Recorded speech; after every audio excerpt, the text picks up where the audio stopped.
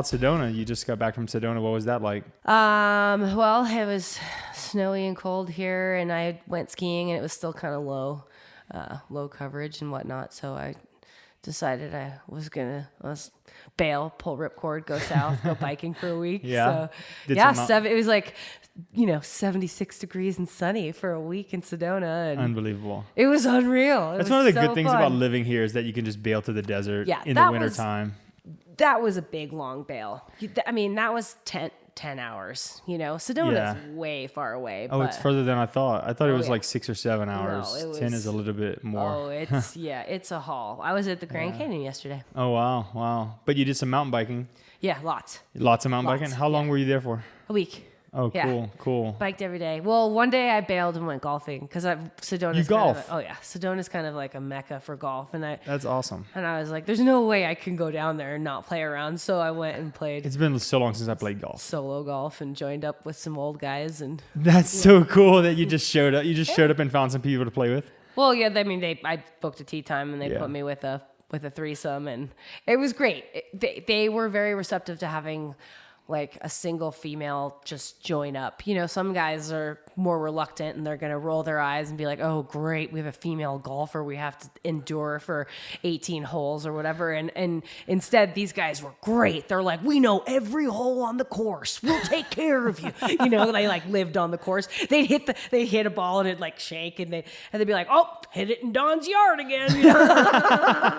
That's hilarious. Yeah. So it was awesome. That's cool. It's cool. It's always fun to play with those guys who just like know the course like the back of their hand. And it was awesome. one of the funniest things, I used to play a bunch of golf, and one of the funniest things I heard from a guy like that was he told me about a great sale that there was on golf balls at this local store, and I was like, oh, we're all, are the balls good? And he said they all sink the same when you hit them in the water. And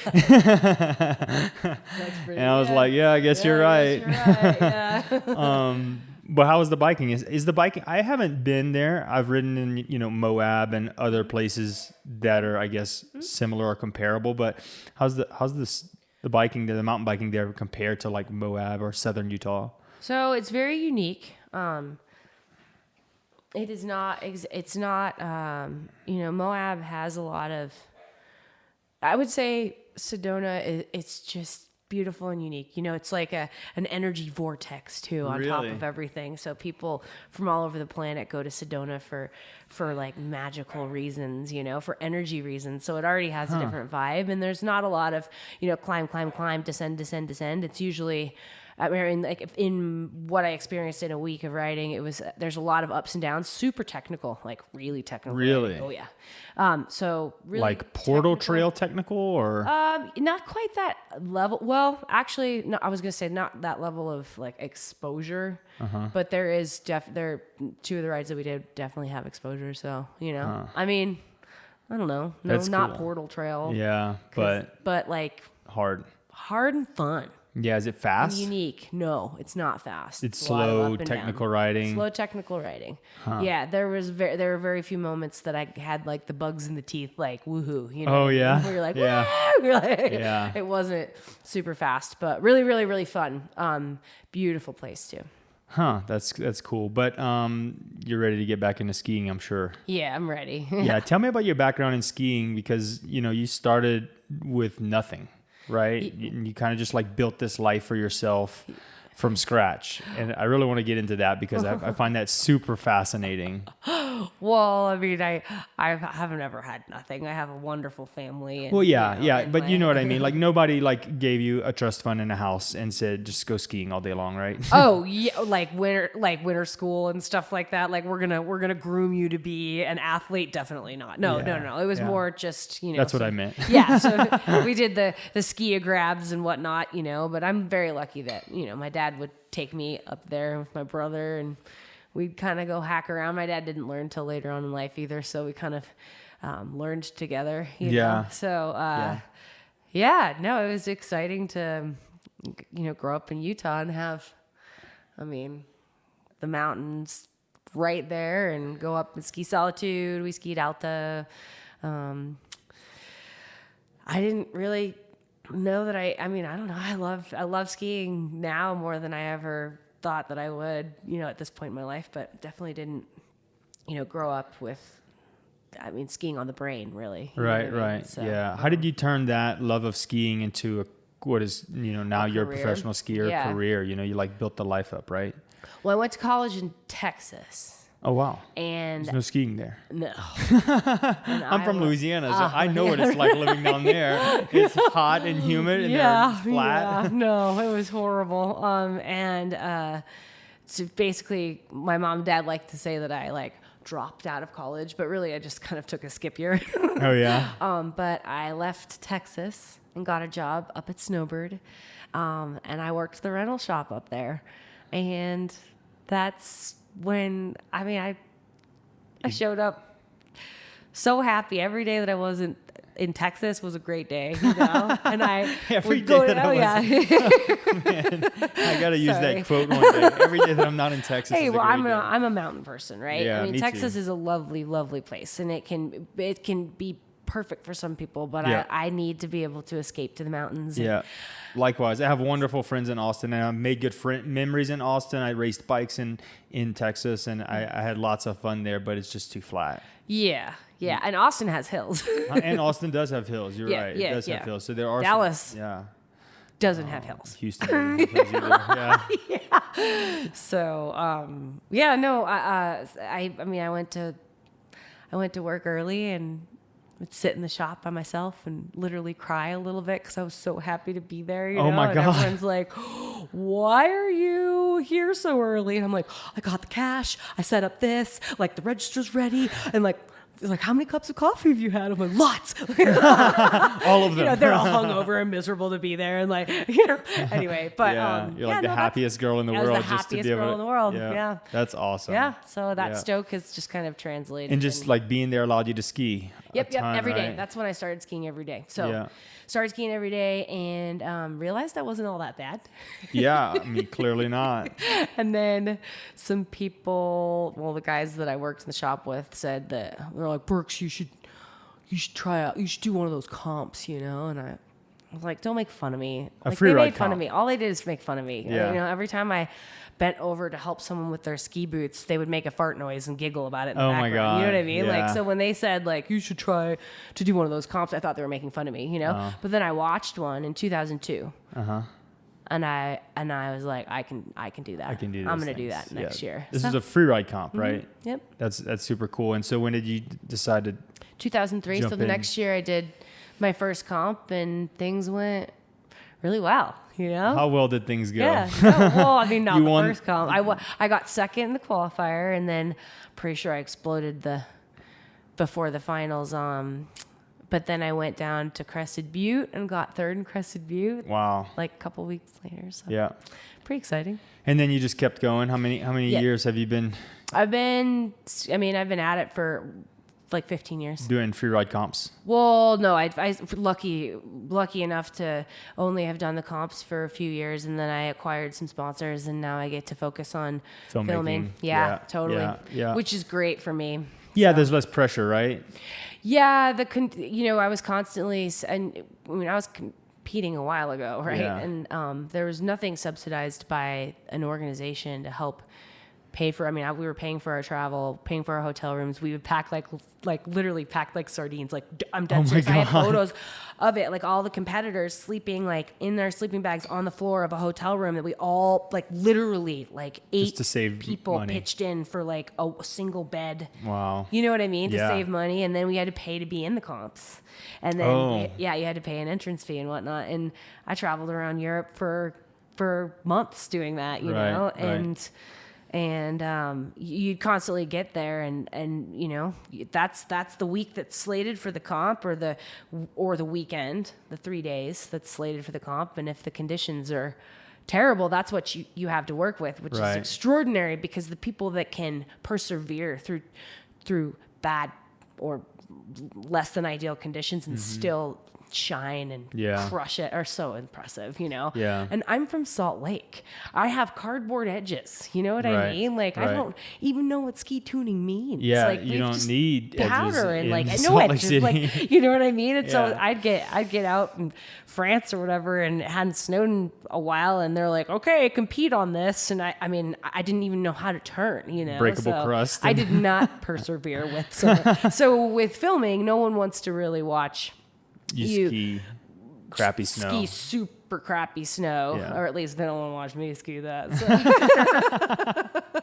Yeah, so that's how it all happened. That's cool. When did you sort of make that transition? 07. right Yeah. around Did there. you ever find some financial stability in the competitions, or was No, it always no, just not at living all. on the edge? Oh yeah. We'd go over there. The first time I went over there, we were gonna go over there for a month and do all the comps, right? And I had like $348 in my bank account. Oh my god! I bet you have some good I'm not even memories. joking. And we had packets of soup. Oh my god! So we just had water, you know, and Yeah. some, you know, gummy vitamins. I bet you have some great memories Yeah, though. we were Like ridiculous. You probably talk about this all the time. We were dirtbags. It was Yeah. great, like real dirtbags. Yeah. Not like $348 for a month. Yeah, Like, that's what? absurd. Yeah, every time I talk to people who do things like this, those are always like their most cherished memories. It's always the hard times that they remember and smile back on because it's character building and it's, it's just memories you can't forget. And even though in the time, I guess you were probably happy. Oh, I'm Even oh yeah. even though you you were living on $348, you were yeah. probably like happier than some people living Oh, in yeah. like huge houses and stuff like that. Oh, absolutely. No, that was never like once I left Texas, like happiness has not been an issue. I'm a happy person. Yeah, I can tell. Yeah, no, but so funny story just because this is kind of a giggle, but we did that first month when I only had $348 in my bank account. We did already have a car rented. It was one of the little Euro like mini like like a go-kart, right? Yeah, we yeah. could barely put our skis in there, so the skis had to stack in between myself and then my partner, my ski partner, Yeah. Kelly. So we couldn't even see each other when we were driving. And my this is God. before smartphones, right? Yeah. So we had maps. We just go round the roundabout Yeah. over and over and over. Like, I think that's it that way. We just start giggling. And we discovered that, so we couldn't afford to stay in many places. So we ended up just sleeping in the car, which was funny because there's nowhere to lay down. We would just kind of like rest our head Oh my God. on the skis that were in the middle, And we Yeah. couldn't even face each other and talk because there was this wall of skis, Yeah. And we discovered the McDonald's had free Wi-Fi. Wow. No smartphone. So I would take my laptop up next to McDonald's after they'd close at night and like log on to the Sign up internet for to comps. figure out And what's figure out where going on you're with going. the comps Yeah, and stuff like that's that. awesome. Yeah. So it turns out McDonald's ended up being we slept in a lot of McDonald's parking lots. McDonald's saved me one day too. This is way off topic, but I was cycling one day and I was I don't know, 40 miles into a bike ride, and I was doing fasted rides at the time, so I hadn't eaten any food, and I'm 40 miles into the bike ride, and I had been doing good with the fasted riding at that point in time, but my body started shutting down, and I remembered I was like in this little bitty town in Louisiana that didn't have a coffee shop, and I remembered that McDonald's had just started selling espresso. But they weren't selling espresso. They would sell like lattes and cappuccinos, stuff like that. And I went to McDonald's and ordered, I was like, I just want to order espresso. And they were like, you just want the espresso? You don't want anything else in it? And I was like, I just want the espresso. Right. They gave me like half a cup of espresso for 50 cents. And it's probably like 400 milligrams of caffeine. I drank the whole thing. And then that's it. I rode like as Like hard a as bat I out could. of hell. Yeah, I rode as hard as I could all the way home. I was like, this is great. I feel awesome now. That's awesome. But yeah, it turns out McDonald's can save the day, huh? How did you get it? McDonald's can't save the day. I actually love McDonald's. Yeah. How did you get into biking? I got into triathlon sort of in my mid-20s. and I did a few triathlons, a few like longer, like half Ironman triathlons. And quickly realized that I wasn't that great of a swimmer and I wasn't that great of a runner, but I was pretty good at riding bikes. And then I got hurt and I had to stop running. And my coach was like, "You should come and do this bike race this weekend. You have a road bike, and so you just come race bikes." And so I showed up and I won. And then the next weekend there was another bike race and I won that one. And then the next weekend it just kind of like kept on going and like basically podiumed every race that I did that year, and kept moving up in the categories because cycling is categorized, whereas triathlon is age grouped. So it's totally different because in cycling, when you're categorized, it's based on skill and experience. And when you're in triathlon, it's based on age group, which means that all skill levels are crammed into the same thing. Right. So I had never won a triathlon. I was like, this is pretty cool. Winning races is fun. So I'll just keep doing this and I don't have to swim to my bike anymore. That's awesome. Which is great. Yeah. So yeah, I got into that. And that's a great answer. Never turned back. And it's paid dividends because my cycling, I learned how to suffer a lot cycling, and I, developed a really high level of fitness. And then I moved to Utah and I don't race anymore, but the cycling and the fitness has translated into backcountry skiing so well. Nice. When did you move to Utah? Yeah, when I moved to Utah 3 years ago. Oh, nice. Welcome. Thank you. I'm still new to Utah, I guess. Well, it's so great. But I've gotten after it, and I'm inspired by people like you who get after it. So what was like the first thing that you did to get out of comps and into films? What was like the first film that you had to get involved in that? Kind of that's an interesting story. Well, it's an interesting pivot because, like I feel like that's sort of a general direction that a lot of professional athletes are going. Right. Because it's a good life, right? Yeah. Yeah. It's awesome. Yeah. So my best friend at the time, and also very much so like a mentor and inspiration, his name was Billy Poole, and I was living with him, and we just skied every day, and he was kind of a couple years ahead of me in terms of like making a career for himself he wanted to be a professional skier more than anything on the planet. He knew that's what he wanted to do. And I just liked skiing,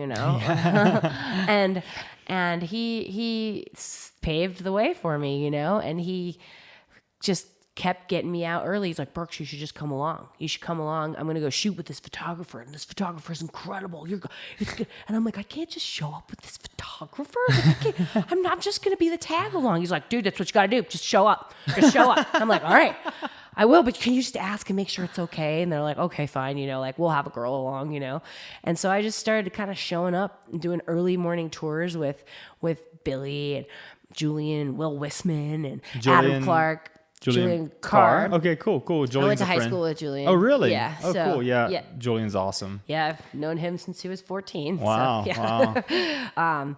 But yeah, so I'm going with those guys, right? Yeah. And trying to be productive, which was awesome. And they taught me work ethic, right? And then there's one day where they were filming for the Levitation Project over actually in at Rocky Point. You know? Yep. And they're like, they got an early cat up there. It was a super unique situation where they were filming, Yeah. And they're like, "Burks, dude, you got to come out to Rocky Point, like I built up A-frame and blah, blah, blah, blah, blah. They're like, they're like, "You got to hit these cliffs." So I was like, okay. All right. So I kind of eager beaver, showed up, in the morning. And they'd already been filming and hitting everything, you know what I mean? But Billy's like, "Yeah, there's an air over there. You should totally go hit it." And I hit the air. I didn't really even think twice about it. I was like, that was fuck. Yeah. Can I say that was awesome? Sorry. And then I skied out of it and then skied over to the film posse, you know what I mean? And the owner of the company said, "Hey, you want to meet me for dinner and we can chat about maybe getting a camera on you, And I was like, "No way," and I'll never forget. So did they not shoot the air? No, but they didn't shoot the air. No, they didn't. I didn't have any. I mean, I'm on. You were just there to have fun. I was just there because I wanted to hang out. Yeah. And, Billy and Julian had been talking about these cliffs, and I was like, "Okay, I'll go hit some cliffs," you know. Right. And then I met with Nico at the Porcupine, and he gave me a hoodie and a couple t-shirts, and he said, we really want you to be a part of the project, and like, do you want to do some filming? And I was like, oh yes. Absolutely. So that's how I got my start, is Levitation Project. And literally a few weeks later, if even a few weeks, I went on a trip up to the Pacific Northwest with Adam Clark and Cody Barnhill, and we met up with, it was an all-star, we met up with Billy, and we actually ran into like Cody Townsend and Elise Sogstead, and it was just this epic tour. And I ended up going heli skiing at Mica Creek, and filming my first lines ever were at Alpental and Crystal, Washington, and I didn't do well at all, but it was really fun. Yeah. And I made that movie, so I was in that movie. That's how the transition happened. Sorry, I just lost myself thinking about that. I haven't thought about those. That's I all just right. started daydreaming about that trip and how amazing it was that they were willing to take a chance on me. Like, it's a good story, they though. took a chance on me. Yeah, I'd never even filmed before in my life. My first ski line was at Alpental. I went in the wrong direction. I'm not even joking. They were like, Rachael, you weren't even in frame. Like, because I didn't know how to visually read a line. They're like, okay, we want you to, just right of that tree and then left of the boulder. And I didn't even know how to do that. Right. Yeah. So I fully just hacked it, just like drummer boy in the wrong direction. Communication between an athlete and a photographer or a filmer is always a challenge. Hard. It's really, really hard. I've struggled with it as a photographer and filmer, filming lines on Fantasy Ridge and stuff like that, especially when you're filming from like across a canyon. And so you're like communicating over cell phone, and you see things differently from how they see things. So different. Or you're communicating over walkies, and it's pretty challenging. So it's easy.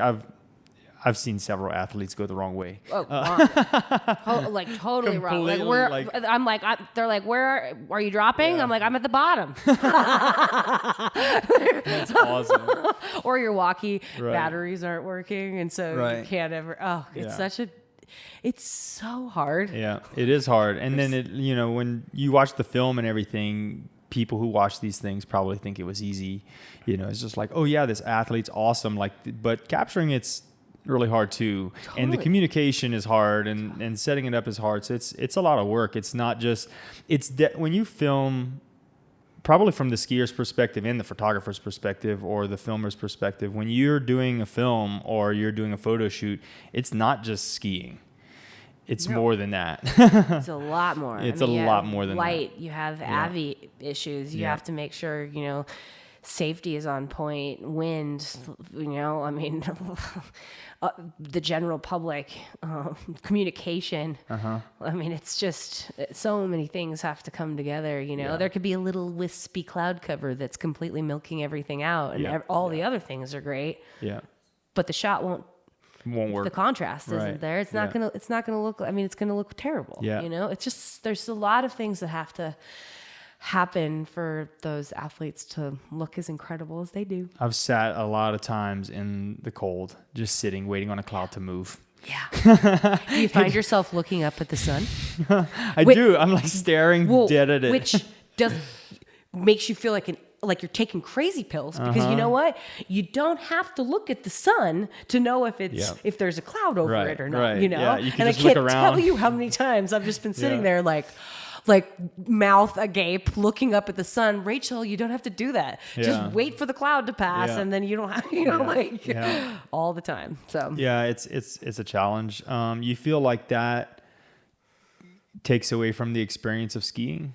It's an interesting question. I think that it's sure. It's wild, not the actual experience of skiing, but the fact that you aren't skiing. A lot of that time you're waiting around. Yep. A lot of the time you're waiting for weather. You're not just skiing all the time. Yeah, moment, the line is still just as much fun, right? Awesome. But you don't ski as many lines. And the day out there is much more focused on just one thing. Yep. And so, I sometimes feel like I should leave the camera at home. It just slows things down, but it's interesting to hear it from a from your perspective, because you've been on the other side of things, you've been the athlete, and I was wondering, have you ever gotten burnt out on, always waiting on the clouds to move? I did.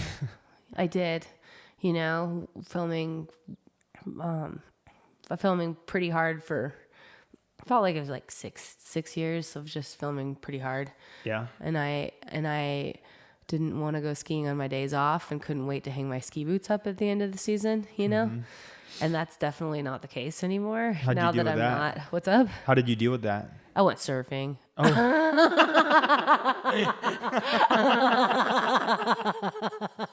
Oh my God. I didn't expect that. All right. Yeah, no, but it's, I think that, I think that free skiing is so important, Yeah. And I think it's important for athletes to recognize that going into this, like, you have to go soul shredding. You have to. Yeah. It's imperative.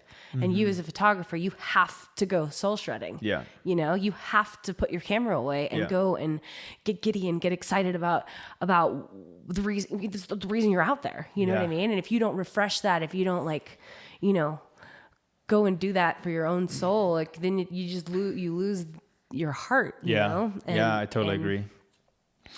So that's very, very important. I wish someone had told me that, the free skiing is just as important as training or as, getting an A+ banger shot. You still got to go free skiing on the shitty days. Yeah. And go and remember why it is you're out there and how much fun you can have on a really terrible rainy day where you're wearing a garbage bag. Right. Right. But you found the balance eventually, right? Yeah. And so now you do fewer films and balance that with just free skiing on your days off. Yeah, I'm just free skiing, and then I'll film webisodes, which is great. Web projects and social media projects. You go film for a week and you come up with a small instantaneous product, which then you can put out on a feed and have shorter edits, which is great. Yeah. It's wonderful as opposed to filming for an entire season, for one project that you don't see till the next fall. And frankly, there have been years where I haven't landed a seg because the things didn't cooperate. I fly across an ocean and get to Japan and it goes to high pressure and rains on top of everything. Or you go up to BC and it's dumping and you can't wait to get there, or Alaska and it's dumping, or it's going to go blue and you get there and something happens. There's a wind event or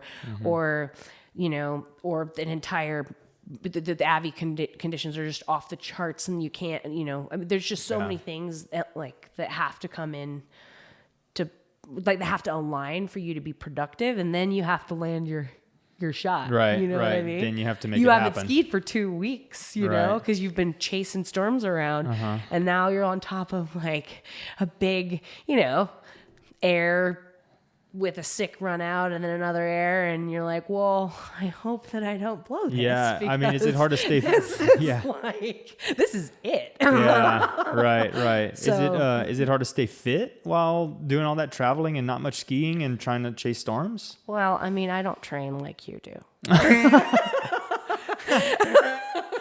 I would assume I do a lot of this. I would assume that you have. I would assume that you have a different kind of fitness than I have, probably. I think it's very but you different. still need fitness to get down the run, right? You still have to have strong legs. I mean, you guys do some crazy stuff out there. You're not going to throw backflips off of cliffs without knowing that you've got the body to pull it off, right? Yeah. But the ironic thing is that, fast forward to me being 39 years old, and I feel like I'm way more fit right now than I ever was when I was in the, the glory days of my filming, because I'm skiing more, Right. Well, that's and I am doing more backflips because I'm skiing more, you know what I mean? And so that's kind of what I was getting at, totally. is that all the waiting around for specific it's things. Tough. It's tough. It takes away not only from the skiing, but from your ability to ski well. Land it. Yeah, exactly. That's interesting. You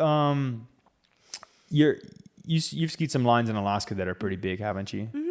I want to hear about some of those. Well, because I have some. There are much better women to get on the podcast. Like get Angel Collinson on the podcast. She's skied some of the big. I mean, she won best line. Yeah. Not best female line. She won Just best line. Yeah. It's for her Alaska. Incredible. She's incredible. Get her on this thing. We'll work on that. If you want to talk about Alaska lines, I think you should talk to Angel.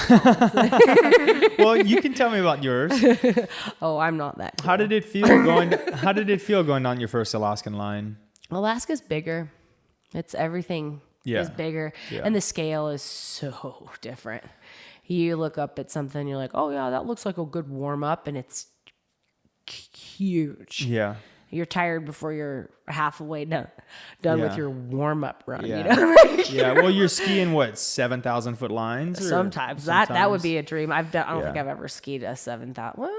Well, no. I think that'd be a push. But even 5 and 6. It's a long line. 5 and 6,000 feet of skiing even is still, that's a long way to ski, and you're skiing it nonstop. Yeah, and a lot of things can happen. Right. Yeah, and I think that's what people listening who ski might not understand what that feels like, because like for me, like I go skiing in the backcountry with my friends. Right. We're playing leapfrog all the way down Mount Superior, and so nobody's skiing 3,000 feet continuously. Right. But when you ski a line in Alaska and the camera's on you, right, you're definitely doing that. Yeah, totally. you're skiing 5,000 feet nonstop. It's true. And by the end of that run, your legs are just... Yes, and also you have slough, you have shadow lines. If you go through that many thousands of feet, you're changing climate, you're changing the snow consistency. There's a lot of things you have to keep in mind with that line, and what the snow is going to do when you're 3,000 feet down as opposed to what it was doing on top, and how it's going to slough and carry, and what can happen where pockets. It's just big, and it's exciting, and it's exhilarating, and it's untouchable, but man, it's big. So your first time was daunting, I guess. I went up there. Let's see. What was my first Alaska line? My lines were all sledding, snowmobiling. Oh, okay. Yeah. Wow. So, which is kind of cool. It ends up being, which is wild, but the terrain that you can access with a snow machine is pretty impressive, right? And you're not on a heli tenure where they have control over a yes or a no, or we're giving this a green light, or like you're kind of on your own. It's a little bit more cowboy. Yeah. And you can get on top of some really impressive stuff, and then you're on your own because you're just with your homies, right? Yeah. So, you can. That was a great intro, actually. My first day of heli skiing in Alaska was one of the worst days of skiing I've ever had in my life. Why is that? The snow was breakable crust. Terrible. Oh God, it was horrible. I've had a lot of bad heli skiing days. Really? Snow is hard. Yeah. I mean, it's Especially challenging, and I'm guessing from a helicopter, you don't know what it's like until you get on it, right? Yeah, it can be a little deceiving. Yeah. But it's just wild. There's so much going on there. It's wild. Alaska's crazy. Yeah. So it sounds like you've done a lot of skiing with using snowmobiles to access the ski lines. I have. Yeah. And do you like that better? I love it. Yeah. I mean, I think it's great. It's a great way to access the terrain that you want to ski. And it's I don't know. I'm not skilled on a sled. They terrify me. Yeah. Yes. There's not a lot of. So tough. They're so tough. There are not a lot of things that I'm scared of. Yeah. Sleds terrify me. Yeah. I've been on one a couple times, but my first time on a sled was not enjoyable. It was like 3 of us, and 2 of us were riding on either side of the sled. I think they call that Canadian or something like that. And the other guy was sitting on the back, and we were riding on this off-camber track with this steep slope to the right. And it actually rolled at one point and rolled on top of me. And we almost lost it. It almost rolled a couple thousand feet down the mountain. Yeah, that's sketchy. And so I was like, you know what?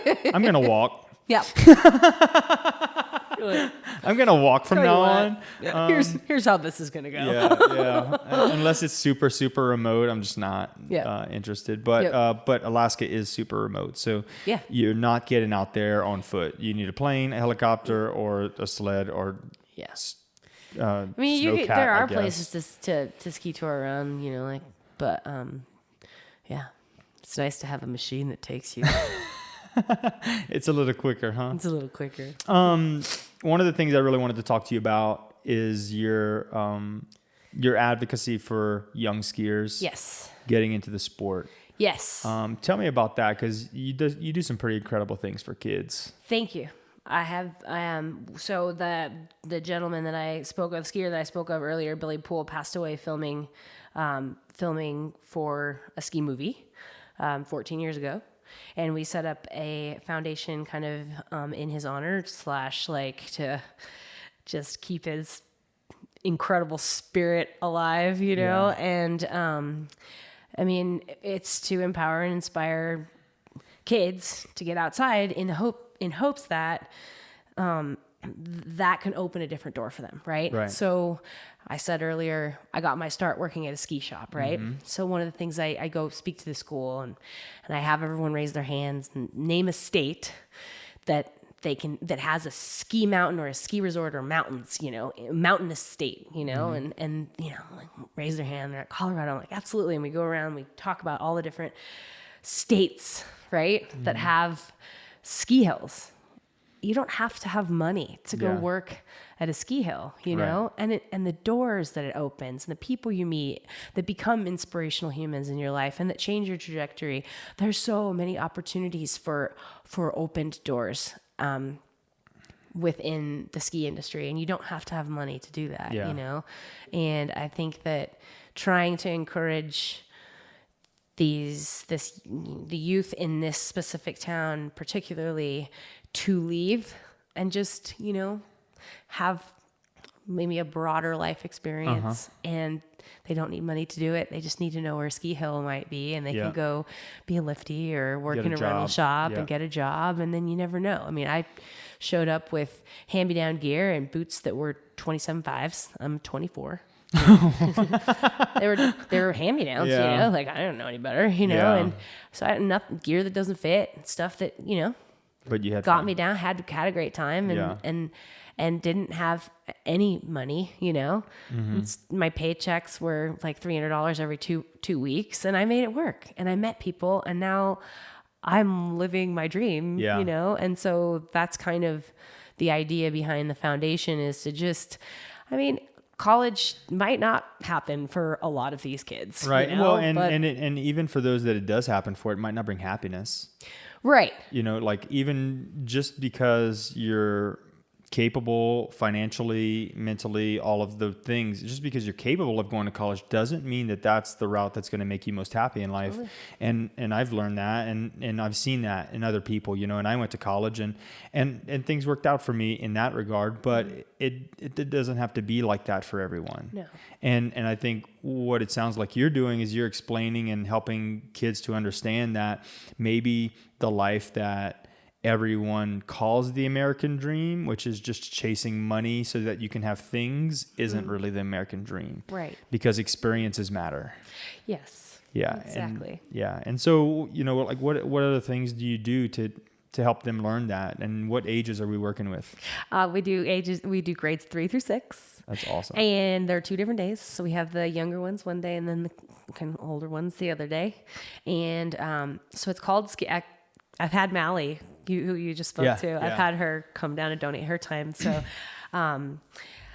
let's think. This year we had I think we had 103 kids, 94 volunteers, 18 junior mentors, and 36 mentors. Where's this? So this is in Discovery Basin, Montana. Okay. And what it's called Ski with a Pro Weekend. We call it Swap Weekend. Oh, wow. So we take care of transportation to and from the mountain. We take care of as much gear as possible. Like, so this, at least hard goods, right? And helmets, goggles sometimes, and gloves, we're working on that. We need more goggles and gloves. Are these rentals or are you giving these kids skis? We started out by giving them, and then we realized that we can't come up with enough every year. So we're just doing rentals. So so we pay for their rentals, their ski pass, transportation to and from the mountain. And then I get as many of my professional friends to show up and donate their time.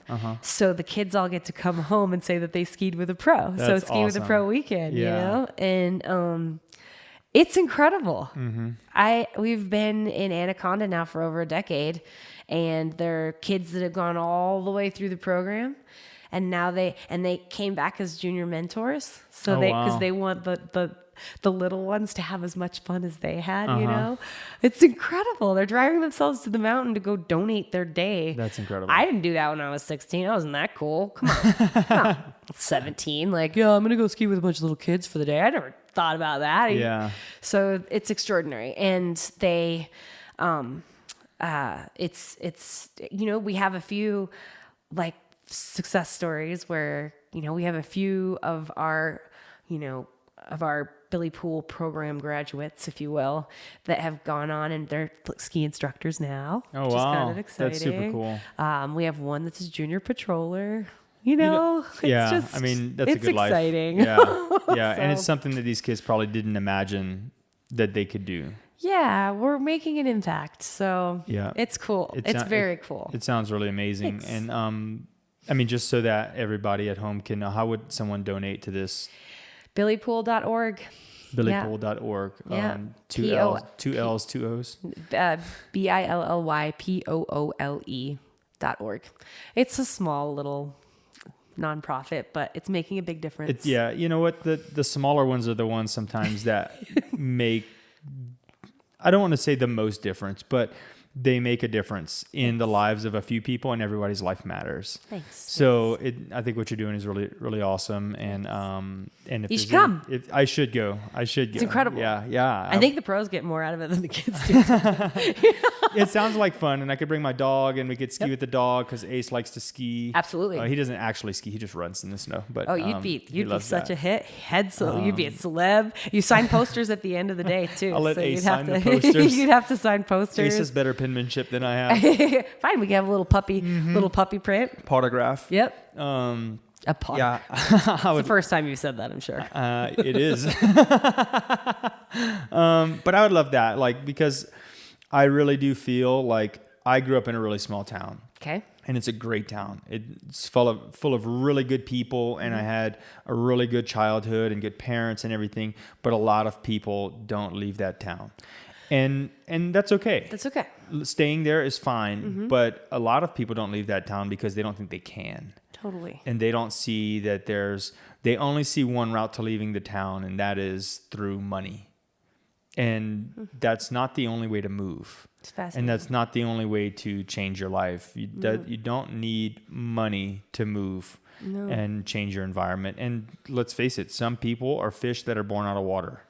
And that was me. I was a guy. I am a guy who loves the mountains deeply. I could never live away from the mountains again. But yet I was born in flat world. You know what I mean?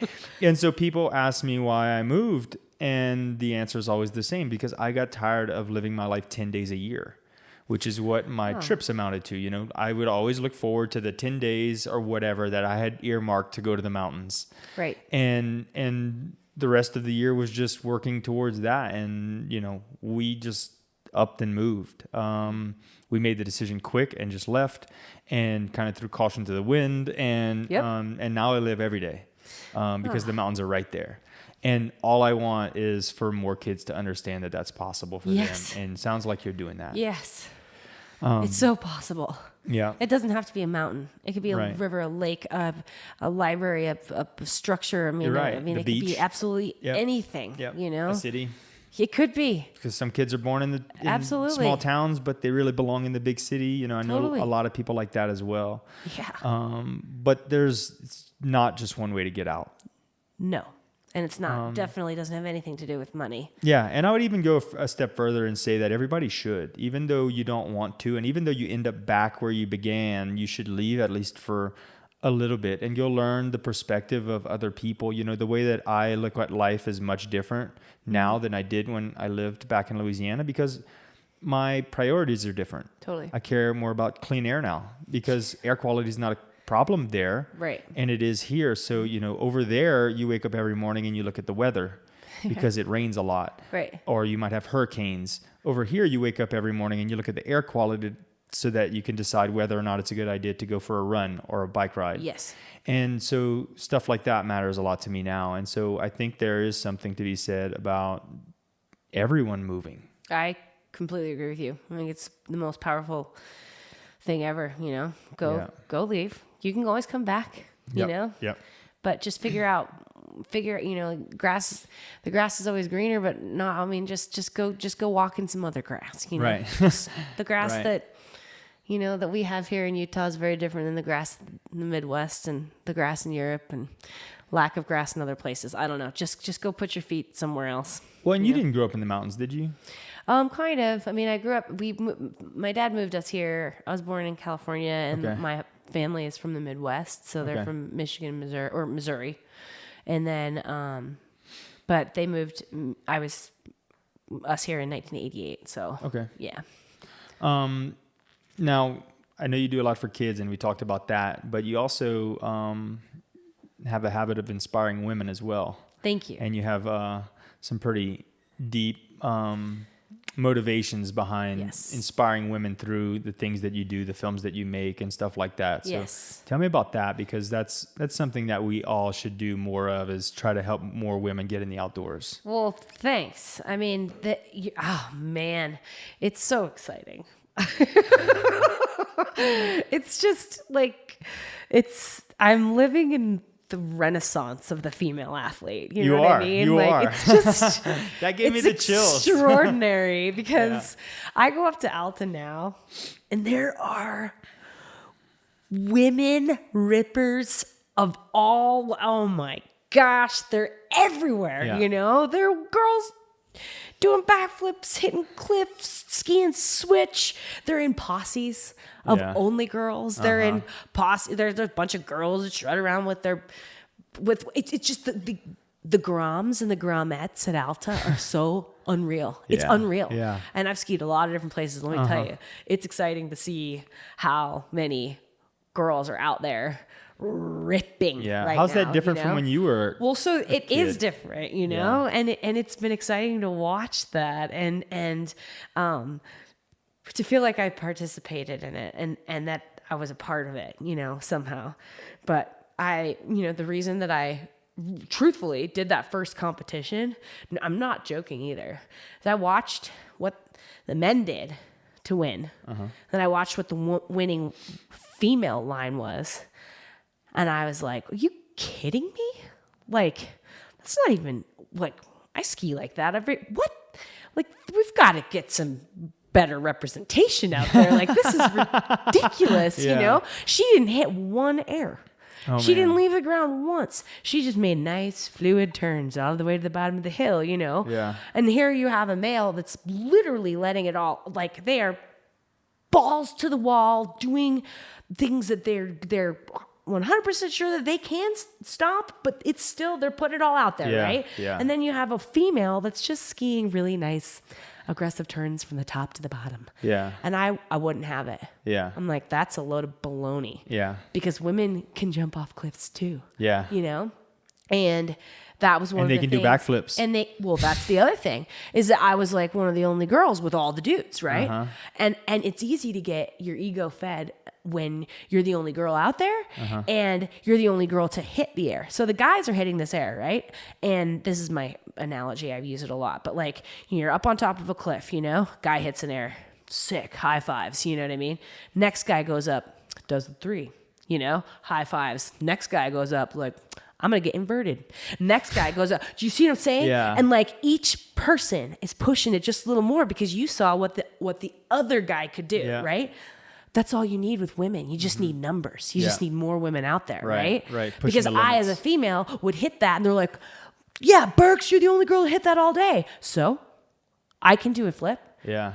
I can do a trick off that, you know? Yeah. But when you're the only girl that's straight airing it and you get your ego fed like that, you're like, oh, yeah, I'm the only girl that hit that all day. No. And you don't push the limit. No, we need Yeah. more women out there. not You need enough. like to have a whole posse of girls on top of a cliff Yeah. and have one girl, me do a backflip, right? Mm-hmm. And then land it. And then some other girl's like, dang, dude, I could do that, you know? And they do a double backy, or they go bigger than I do, or they do just, it's so, all you need is numbers, right? Yeah. And this is still an issue, right? With the Right. world tour, right? There's only what, 6-10 women right now, and that's all they allow. That's all. That's the only space that you have. You know what I mean? They only take one female from the qualifier, you know, and one female from the Europe qualifier, and then they kick off 2 other females to put these 2 new ones on there, and it's not growing, and but it is. And we're doing it no matter what. In spite of everything and all odds, we're still, but like all we need is numbers, right? Yeah. There just needs to be more representation. And if there's more representation, there's higher levels of competition. And let me tell you something, if you haven't watched the kicking horse comp, the women's Freeride kicking horse comp from this year, from 2020, you need to. It's sick. Dude. They were going off. Dude. First of all, okay, we have girls that are stomping backies in comps, okay, you know? Yeah. And the kicking horse comp, every single female stomped their line. Wow. It was the sickest. I just sat there. I was crying. I was screaming at the screen. I was like, Wow. you know what I mean? And you have women that are, you know, making history. they are raising doing the bar. backflips off Corbett's. Yeah. You know, they're landing backflips and then they're continuing in their run and hitting another air. It's Yeah. not just like one thing. It's happening. You know, Yeah. that bar is being raised because women are visibly doing it, which makes everyone else think, well, I could do it. You know what I mean? And that was what my goal from the very beginning was, just to show other women that this is possible. And let me tell you something. You asked me if I like made money or on tour. I blew up more time. I ate shit pretty much every single comp I Yeah. ever did because I just went for the biggest line and like, you know, Yeah. and I don't care. Yeah. And it was great because I kind of, you know, like I set a little bit of an example. It didn't always go well for me, but it still was You went possible. for it though. I went At least for you it, went right? for it, and you probably convinced somebody else to go for Totally, it. And they totally. were like, you know, Rachel might have not did it, but I'll try. But I'll try. I'll try. Maybe I'll be the one to land Hell it yeah. first. And that's the goal, Yeah. right? So I hope, God, watching those women in the kicking horse comp was just spiritual. Yeah. You know, the caliber is just so much higher, but there still need to be more women. And is And there's that equal your- money now, which is awesome. That is But awesome. they need to let more girls in there because that bar will just continue to be raised if there's more competition. So they're not letting as many girls Nope. in? Why not? I guess there's only 10 women in the whole on the whole planet that can compete on that level, according to them, which is a load of baloney. It can't be true. No, of course it's not true. I know 10 of them that ski Alta Yeah. and don't have sponsors. Yeah. Anyway, so there's still things that need to change, but we're making wonderful steps in the right direction. How I think equal money is huge. Equal money is huge, and all sports need to transition to that. But you know, and I also think one of the ways to get to equal money is to convince more young girls to watch the comps. Yes. Right? Because, you know, guys will watch guys sports and girls will watch girls sports, and the money comes from sponsors, and the Yes. sponsors want viewers. Yes. Right? And so to fix that fundamental money issue, you really have to convince more young girls to watch the sport, right? Oh, but they are. Yeah. And they're competing. And Yeah. you should see these qualifier comps are insane. They need to take like, you know, I don't know. I don't have an answer, but one female each year from North America and one female each year. And I might be getting my facts wrong, but even if it's 2, it's still, that's pathetic. Right.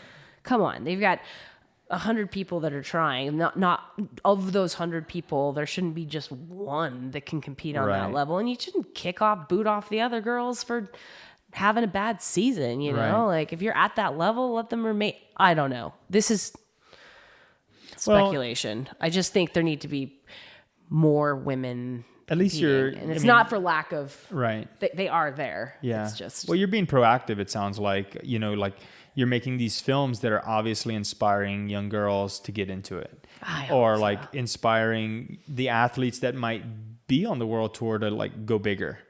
And, oh my gosh, you know, they're such bosses. It's Yeah. so great. Yeah, but they're everywhere now. They're everywhere. Little female bosses. is that your motivation when you're shooting a film or an edit now? Is like, I'm going to go big because I want, you know, all the girls at home to see. Well, that was it, you know. I definitely, I still do some bigger lines, but you know, I'm not. Dialed it back. That a was bit. definitely what was in my head. Yeah. Every time, you know, it wasn't like me competing against myself or something like that. It was just me. I want to show what women are capable of. Well,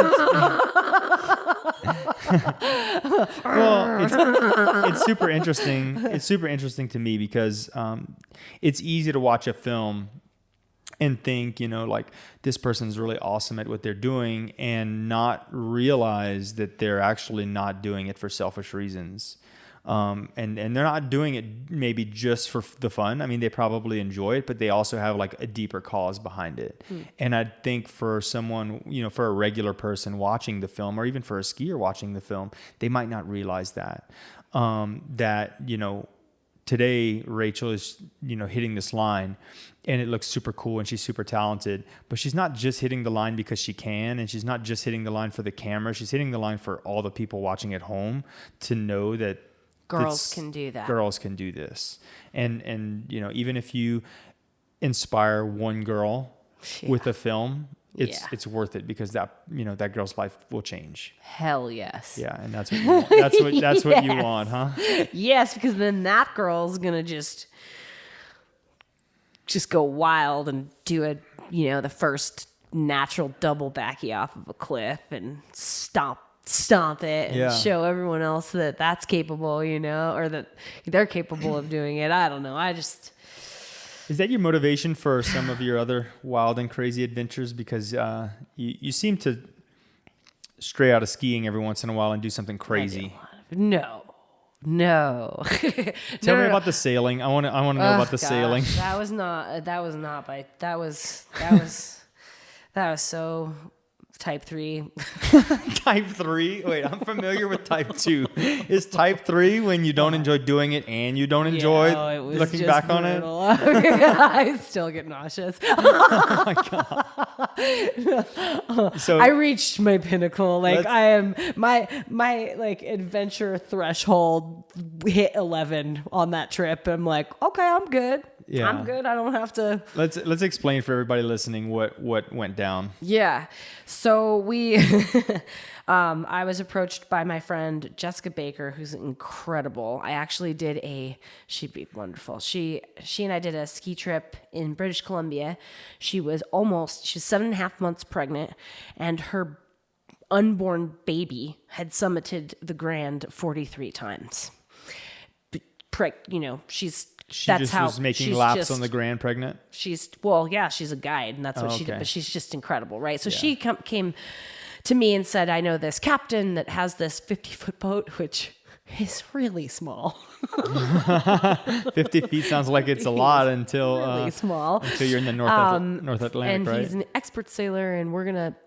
And I'm gonna do a sailing and skiing expedition in Svalbard, and she had clients afterwards that were going to meet her out there, and they were going to ski and sail. And she wanted us to do an athlete, because she and I both ski for Outdoor Research and Dana Star. And we wanted to do an athlete trip beforehand. And it just so happened that Captain Benjamin Ruffo didn't have a crew to do the actual crossing from Norway up to Svalbard. And so you signed up. Here you are. Never sailed a day in my life, showing up to go sail across an Arctic Ocean. You know, we sailed across the Barents Sea from Hammerfest, Norway, which is like the northernmost township in the world, up to Svalbard, where people ship Santa Claus letters because it's basically the North Pole. Yeah, it's basically the North Pole. Yeah. I have a always say yes mentality, but I might just draw the line at some of the things that you're talking about. No, whatever, you do it. So how did it go? It was just an adventure, you know? I mean, like a mega adventure, you know? It was a true adventure. It wasn't like what most people say adventure, because a lot of people use that word and I'm like, if there's certainty involved, then it's not an adventure. But this sounds like there was plenty of uncertainty. There was lots of uncertainty, but I would love to get into a fun debate with you about certainty and uncertainty and adventure, because I've been on urban adventures here in Salt Lake where I have no idea. You make an adventure out of almost anything. But yeah, no, this one was true adventure. And, you know, I was so far out of my comfort zone that I couldn't, you learn a lot about yourself when you're coping, you know, I laughed a lot, but like the scared laugh, the really like uncomfortable, like I don't know how else to deal with how scared I am right now. So I'm just gonna like, it was a defense mechanism. Look over at these people that I'm on the boat with and just give them this like, what are we doing here? You know, it's you know that like you play some games when you're a kid where you're like, there's lava on the playground, you can't touch the lava, you know. That's what being on a boat in the Arctic Ocean is like. Yeah. There is no falling overboard. Right. You'll die. Yeah. And I said to him, I was like, so are we going to practice getting the survival suits on, you know? And he goes, like, Swiss guy, you know, he looks at me and basically says, like, would you want to prolong your life if you were not getting rescued? And I was like, I didn't really understand, because like I commercial fished up in Alaska and we had to practice getting the survival suits on and stuff like that, you know what I mean? But you can turn the boat around and usually find someone, right? Or someone will find you in a couple days or something like that. You know what I mean? Once the sea gets, you can't sail without wind, right? Okay. Well, what does wind create? Swell, waves, right? Yeah. And that just didn't even, you know, like the boat's not turning around to go back for somebody who fell over. You can't see anything behind you. Like there's no planar waves, vision, right? The waves like, are so big that you have no vision. You. Like, would you want to prolong your inevitable death? I was like, you know what, Benjamin? That's a very good point. Let's not practice putting the survival suits on. Also, you're telling me we don't have any. Right. Oh man, everything broke. I'll stay away from the edge now. Oh yeah, no, that's If you needed to puke, you just puked like out the little mini window of the door, you know, like where you and then the waves would just come and no, I didn't get sick actually. I realized that I don't get seasick, and I can honestly say that I don't get seasick. That's solid. I might have been too scared to get seasick. But they also told me to eat, like whenever you're feeling seasick, like just keep food in your stomach, and I ate the whole time. So just trying to eat. So how long were you guys out there? So it was a 3-week expedition, and then we were like the actual crossing itself was only 5 days, but I'm good. Was this documented? It was documented with a still camera, and then I have some like random GoPro footage or whatever, but it was not, it's just too small, right? The boat just wouldn't have been, it would have been too much. It was already a lot to have a camera in my face, you know, let alone, you know how it is. Yeah. I mean, it's tough. And that is a small spot, and you're with, oh man, it was, then there's polar bears once you get there too. Did I mention that? You know, like you get to Svalbard and it's like, sweet land. No, you can't leave the town without a gun. Well, yeah. Well, and they had, I showed up and, you know, the guide had to take, Jess had to take a certification, like a course on high pressure like super stressful shooting, right? So she'd have to run in her ski boots and then like get down, load the gun and hit a target before she was certified to guide in Svalbard, right? And I was like, oh man, these are gonna be like these sick, like military grade, like crazy polar bear. It's like a 1900. It's a 30-06. Yeah, it's an early 1900s. And they were rusty. Yeah. It's an old gun. I shoot deer with a 30-06. The largest animal recommended for a 30-06 is like a very small black bear, you know, not a polar bear, you know? Right. So when I showed up and they had like strapping on I'm like, you got to be kidding me. We had these little flares. Like, anyway, I would if never. You don't make the perfect shot, that thing's just going to like, it's barely going to feel it. Nobody wants to have anything. Polar bears are amazing, and no one wants to have any sort of run-in. So the idea... They're also scary. Is to... Right? Yeah. And you're ski touring next to like huge prints and poop, and you're like, how fresh is that? I love polar bears, but I don't really want to see one very close. No. You know, I'd like to shoot one with a camera that has a nice 800 millimeter lens. Right. Something super long, you know what I mean? Like, let's keep the polar bears really far. You know, I'll run into like black bears and stuff like in the Tetons, and it's like, okay, fine, let's just make sure the bear doesn't get within a couple 100 feet. But I don't think I want a polar bear within a couple 100 yards of me. No, because they're ferocious. Yeah, well, and you're they're on always, the menu. They're trying to survive. Hungry. They're dying. They're always hungry. They don't want to kill you because they're mean. They just want to eat. They're starving. You know, their ice is melting. They can't eat the seals anymore. It's really sad. Anyway, but that was a good. It was a great adventure. It was one I won't ever repeat. One you won't ever repeat. But then I went and got back on that same boat in Greenland the next year. Oh my God.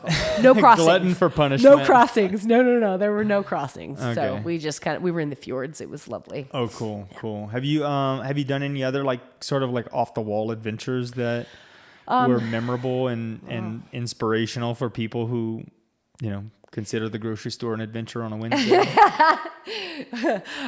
Well, yes, my my father's been taking me on these adventures for a very long time. He was someone that was like, he had his days off and we were going to go do something. I mean, my dad had us mountain biking before there was suspension. Oh, wow, yeah. He was just like, I guess you don't have to be on the roads. So we're going to take your back brake trikes off road for 20 miles. And wow. Yeah, no. So we've been kind of Burks adventures I grew up with. I mean, I was hypothermic a couple times, legitimately hypothermic, trying to fall. My dad's carrying me, you know, his like blue-lipped daughter kind of like. Oh my God. So we've always had some pretty interesting adventures as a family because Dad wants to get after it, you know? Yeah. So, so I guess I have a high tolerance for interesting adventures, but well, it's super refreshing because a lot of high-level athletes, they sort of just get in the zone and stick with the one thing, right? And that's sometimes what it takes to be the tip of the spear in any one field. You really have to like not stray from what you're doing. You know, you're not going to win the Olympic gold if you're cross training with going ride else. bikes instead of skiing. Totally. Like if you want to win the Olympic gold for skiing, you got to ski. Absolutely. And that's all you got to do. Yep. But at some point in life, happiness means doing more than just one thing, right? Yes. And it sounds like you figured that out. Yes. And so what's on the menu now? Oh man. Well, I mean, it's ski season, yeah. you know, but, it sounds like you're into mountain biking. in the river. I love the river. Oh, really? Yeah. Kayaking or rafting? Well, I taught kayaking every summer in North Carolina. Carolina. I've rafted in North Carolina. Oh yeah, to do the Nantahala. It's the Nantahala. Yeah. The Dirty Bird, the pigeon, the Ocoee. I don't think I did those two. Yeah, when we went, we were staying in Gatlinburg and we drove over and did the Nantahala. But it was running at like 3 times normal capacity. Sick. And we surfed the class 4 for about 30 seconds. Nice. And I was in the back. Nice. Or maybe I was in the front, but the raft turned the Nice. boat backwards so that he was out of the water. Oh. And so I was just under, just getting pounded while he's like sitting high and dry. And we just sat there until the boat like kind of sank and then shot us out the Shot you bottom. out? Yeah. Yep, sounds about right. Yep. You can get type 3 real fast like that. You can. But you know, like I learned on that trip and on others of the river's a powerful thing. It's to be respected. Just as much as the mountains are. Water is a scary thing. It's a scary thing. It is a hugely scary thing. Yeah. So you kayak in the West now? No, so I stopped. I actually figured out that, which is so bizarre, but I figured out that multi-day raft trips are like my favorite thing to do on the planet because you can bring bacon and beers and a toilet and not have to cram everything into your kayak. Right. I was like, okay, that's the way to do it. Yeah. So, just try and spend time on the river. Surf some. Yeah, do some surfing. Surfing's scary too. Where do you like to go surfing? Mexico. Mexico? It's easy. Yeah. It's just cheap for us to like fly down there, and it's an easy flight, and then all you need is your, board. Yeah. Sunscreen. Yeah. So. Yeah. I've never been surfing in Mexico. Where do you go surfing? I've only been surfing a couple of times in Hawaii.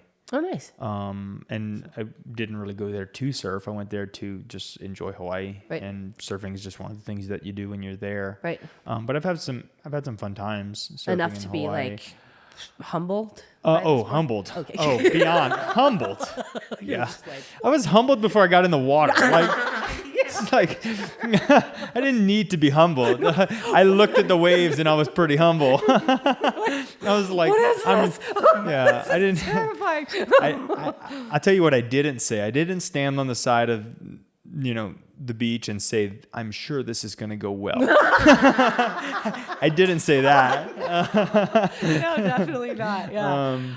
But it's fun, once you get up the first time and get a ride and, it feels good. And then you go back and you get another one. It's like kind of start to get in a groove and you're, it feels huge and you're surfing a 2-foot wave. Yeah.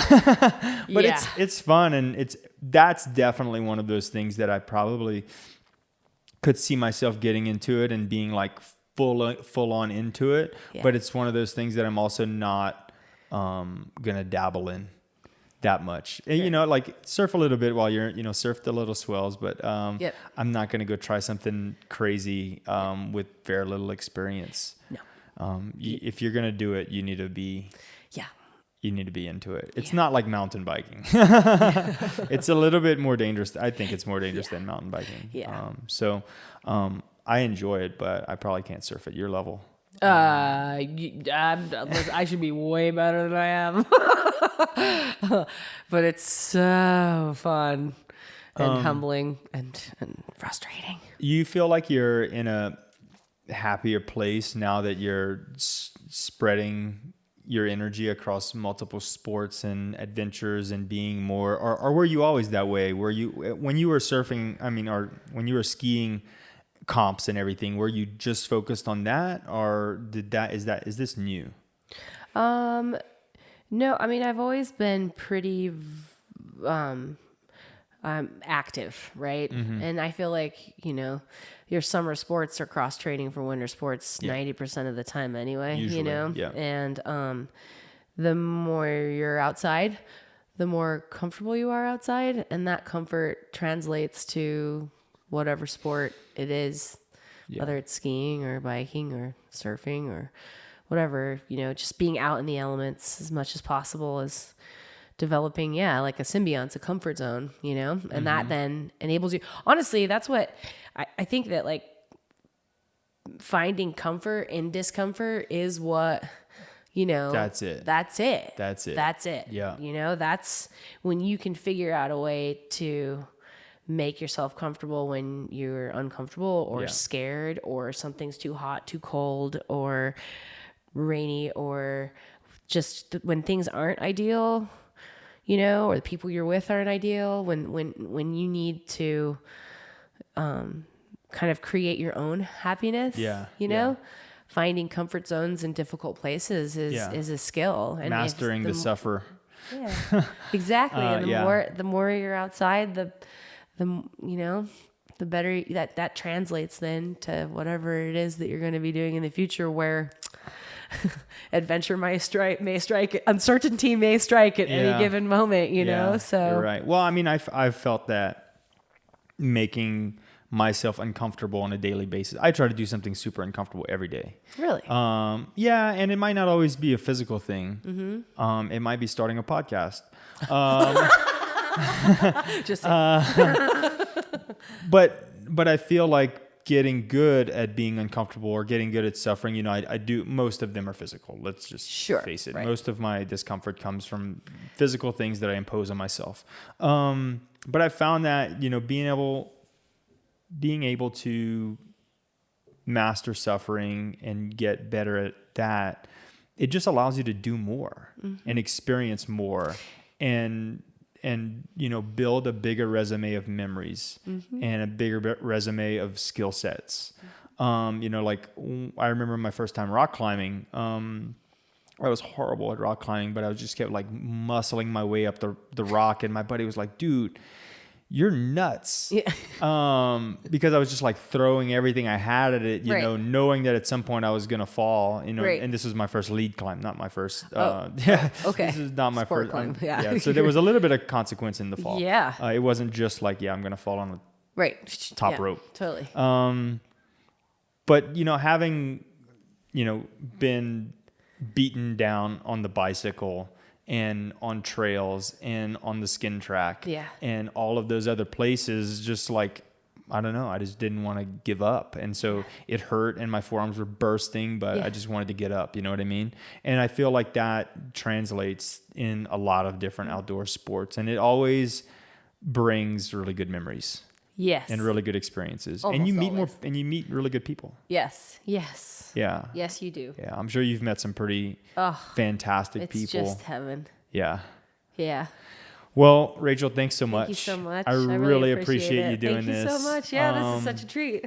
And if people want to, this won't be the last time. We'll do it. Okay. We'll do it again because it sounds like you have even more to talk about. I'm a talker. And I want to get involved. And I want to get involved in the Billy Pool Foundation. In the Billy Pool Foundation. You should come. So I will go. They would be starstruck. I don't know about that. The kids would be so stoked. It'd be awesome. But how can people find you online? RachaelBurks is my Instagram handle, and then billypool.org, which we already spoke about, and that's about it. Awesome. Yeah. Well, thanks so much. Hey, thanks so much. I really appreciate it. Right on. Take care. Thanks.